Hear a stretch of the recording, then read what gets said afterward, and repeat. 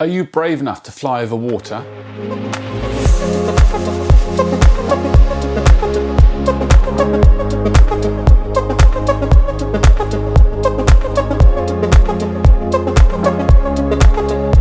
Everybody worries about losing their drone, especially over water. But if you follow these tips, you shouldn't lose your drone and you better fly safely around others. I was blown away with the support on last week's video, really appreciate it. YouTube loves you to interact with the video. If you do, YouTube knows to promote that a little bit more and it really helps the channel out. So thank you very much. Anybody that liked, shared, subscribed, commented, I really appreciate it. Thank you. I must say I was always nervous before flying over water. You can see in this shot here, I didn't really fly out over the cliff very much because I didn't want to get over the water. Now, bearing in mind this was about 3 days after I nearly lost the drone in the Menai Strait. That was a bit scary. I was flying out across the water about 6 feet high. I didn't realise the drone had dipped. I don't know how high it is above the water, but it was fractionally above the water before I realised. But there's actually an inherent problem with all drones, which I'll explain a bit later, that actually caused this issue. My first drone was a Parrot AR2. That was pretty awful. I wouldn't even really fly above a tree, let alone above water. Nowadays drones are much more stable, they're much more reliable, and they're much less likely to go wrong. So if you follow these tips, it shouldn't be a problem flying above water at all. Like all drone flights, we need to look at the risks involved in that flight. For instance, if you were to hit a helicopter, the result of that would be catastrophic. So what we do is actually we try and mitigate the risks, so we make it less likely to happen. And that's what VLOS is about, flying at certain heights, not flying above 400 feet. All these sorts of things really to mitigate the risks. Flying over water is no different, whether the risk is to wildlife, to other people, and also to the drone. But why would you want to fly above water? Well, there's really good reasons to fly above water. There's some amazing views of the shorelines, cliffs, boats, lighthouses, seascapes, piers. I mean, there's endless reasons really to why you'd want to fly above water. And the best thing actually about flying above water is generally there's no people under you. So let's look at the inland water first. So I'm not going to go through the whole gamut of checks that I would use, but let's assume you've done those, you've seen my previous videos. So let's just do basic checks: battery, SD card, propellers, find an area to take off and land from, and away we go. When I take off, actually, I always do a little controls check. So left, right, forwards, backwards, up, down, just when I'm a few meters in front of me, so that I know that the controls are working. So that's my go-to check always. One of the biggest risks I find actually with inland water, like ponds, rivers, streams, is really debris in and around them. So things are poking up from under the water potentially, especially around the edges, reeds, fallen trees, branches, anything like that really can cause a real problem. Make sure you have a little bit of distance between you and the water. There's another reason for this, and we'll get into that later. Don't fly too low. Overhanging trees can cause a real problem. Jay actually commented on the last video, and he said that he was flying down a river, his battery got low, and the drone decided to return home automatically. So it went to rise up to its predefined height, which was, let's say it's 50 meters. And of course there's a tree above the drone. Drone didn't sense it, crashed into the tree, drone ended up in the water. Now, Jay was lucky, he was able to recover his drone, to dry it out, and it worked again. Flying below things, as in trees, even bridges, if you lose connection or your battery drops too low, you're in real trouble. If I'm flying below things, I'll often just set it to hover if it loses connection in the return to home settings. I actually flew inside a shop a little while ago, and I just set it to hover, because of course if it had gone up to 50 meters and it would just crash straight into the ceiling. So return to home, check the altitude in there. Battery levels we've already talked about, but you need to be a little bit more mindful of them in the winter, because this is actually Jay's problem, that the battery depleted quicker than he thought because the temperature was very low. So that's always worth checking and making sure you've not run out of battery without even realizing it, because you could be flying for 15 minutes and actually it could take 30 minutes of flight time out the battery. Check your batteries, check temperatures. Birds can be a real problem. What I've tended to find when you are flying in a bird's airspace, in its territory, or maybe because you're near a nest, birds take interest in your drone. The best way to shake off a bird, really, I find, is just to fly up and away, because you can always climb quicker than a bird.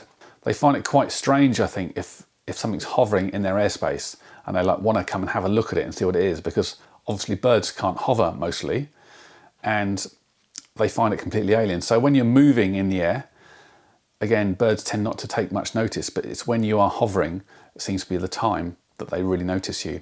Birds can be more aggressive as well if they are nesting.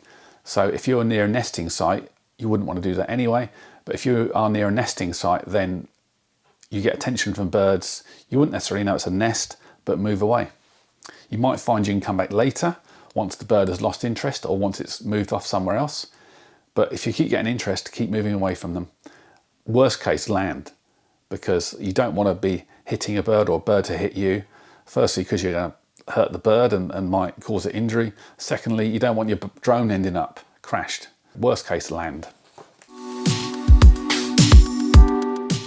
Flying in coastal areas can give you real great opportunities to record some great videos, get some great pictures as well. You can get some amazing sunsets over the water, but they obviously have a set of their own risks, and that's what we'll look at now. Just a little side note, sometimes you can take off and land from Crown Estate, which is basically the land between high tide and low tide. Now, it's not always the case because the Crown Estate doesn't necessarily extend all around the UK, but it is in places. I'll put a link to the map in this description so you can check if you can take off and land in a particular beach or a particular location. So check out the description.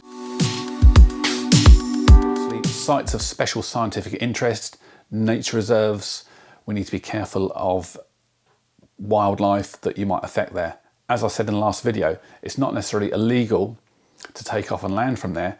It can be illegal to disturb the wildlife there. You've got to be careful of that. Seabirds have a reputation of being drone killers. The amount of posts you see on Facebook or Grey Arrows of birds attacking my drone, near miss, all that kind of stuff. You hover in a place, they're going to take note of you and they're going to come and look at you. If you're moving about, you're less likely to be targeted.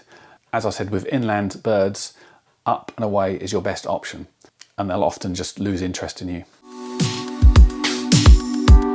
So when you do hear of people losing their drones by the sea, quite often it's because they say they've flown away. Now, I've not actually come across that personally. I've been very lucky maybe. If you imagine you're flying in a coastal area and the winds are going from shore to the sea, then your drone is always going to be more at risk to a flyaway situation. It's ideal to fly actually when the wind is blowing from the sea to the shore, so at least you're flying into the wind with your drone. It's less likely to fly away. It's going to be easier to get back if there's an issue. And if you imagine you've flown half a kilometre out to sea and your battery's down to 20%, you try to fly home, but the wind is pushing you the other way. Instead of moving at, I don't know, say 10 metres a second, the drone has got a 5 metre a second wind blowing against it. So obviously its return to home time is going to be a lot less. If you rely on your return to home when you're offshore and you've got that height set to say 50 metres or 100 metres, obviously the winds are higher up there too. So really manage your batteries if you're flying offshore, because the last thing you want is your drone to be automatically trying to fly back without your control. As a rule of thumb, I don't get below about 35% when I'm flying. I always want to land really with sort of 25% left on the battery, and maybe a bit more when you're flying your drone offshore. Also with winds, if you are flying near a cliff, you might get really strong updrafts, so you need to be aware of that, just so that it's not blowing your drone off course. Now, when I was in Cornwall, we saw, out of 10 days, we saw 3 helicopters, Coast Guard helicopters. They're all low, and if I was flying a drone at the time, it would have been a cause of concern because they can fly so low, and they've often flying near where you'd want to fly. They're often flying over beaches, maybe close to the shore. We have the principle in the UK of see and avoid, but obviously to see a helicopter and see your drone where it is, you obviously need to be able to see it. So bear that in mind if you're flying and want to fly beyond VLOS, which I wouldn't recommend, but just think about the consequences. If you happen to hit a helicopter or one hits you, what the consequences of that would be. Remember, see and avoid. Now, boats are a great subject to shoot when you are flying your drone over the sea, but there's also a risk associated with them. Obviously, you've got the risk of the people on board, the uninvolved people. The other risk really is you concentrate so much on the actual boat and following it that before you realise it, you've gone way beyond your visual line of sight and you no longer can see the drone. Either you've been looking at the screen too long and lost where the drone is, or you've looked down at the screen, looked back up and it's gone. Because drones can actually be very difficult to spot in the blue, either the blue or grey of the sea or the sky. They can be really difficult.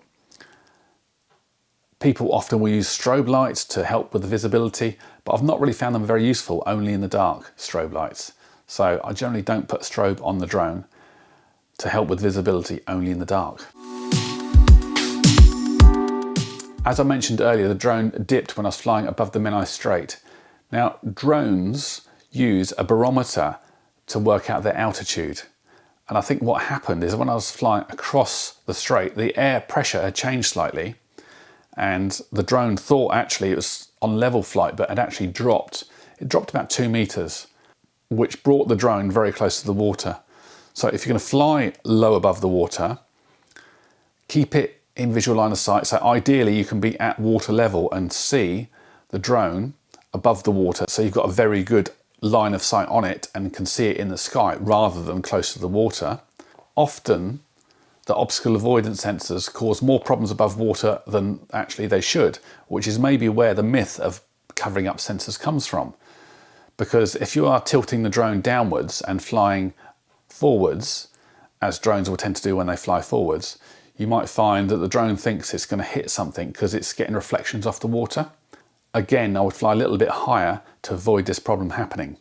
So when I say a little bit higher, 5 meters minimum, maybe 10 or 15 meters, just so that you don't get so close to the water that you get strange and abnormal reflections that might affect the sensors on the drone. If you want to fly closer to the water, then just be very cautious and I'll keep the drone a bit closer to you so at least you can see it at all times. Let me know, have you had problems flying above water? What's it been like? Would you recommend it? Would you not recommend it? Did it take you time to learn to fly over water? Thank you very much for watching. Like I said earlier, YouTube loves interactions with its videos, and a like, a thumbs up, a comment. YouTube loves it, and obviously subscribe, it loves as well, so that at least it knows that you've enjoyed the video and it's more likely to show more people the video. So thank you very much and I'll see you next time. Thanks.